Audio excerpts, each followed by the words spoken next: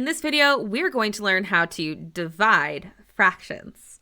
So how do we do it? First of all, let's look at the setup. If I have a over b divided by c over d, I'm going to start by changing the problem to multiplication by flipping the second fraction. So now I'm going to have a over b, but now it's going to be times d over c. So notice that that second fraction got flipped upside down. After that, I'll be able to multiply across and simplify like any other multiplication problem.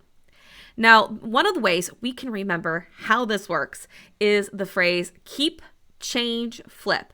That means you keep the first fraction, change to multiplication, and flip the second fraction. So keep, change, flip. Let's take a look at an example. 4/3 divided by 5/6. I'm going to keep the first fraction, 4/3. Then I'm going to change to multiplication, and then I'll be able to flip the second fraction. So 5/6 upside down becomes 6/5. Now I'll just multiply across. This becomes 4 times 6 over 3 times 5.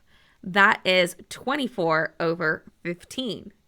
Now that I have it as one fraction, I can simplify it, in this case by dividing the top and bottom by 3.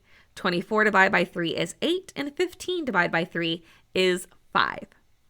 Let's try a second problem. Let's say I gave you 20 over 21 divided by 6 over 7.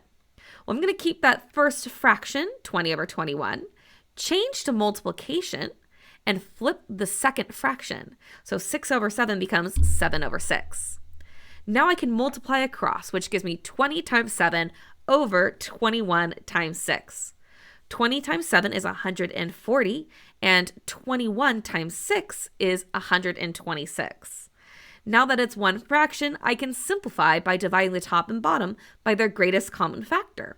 Now in this case, the greatest common factor is 14. 140 divided by 14 is 10, and 126 divided by 14 is 9. So our final answer in this case is 10/9. And that is how you divide fractions.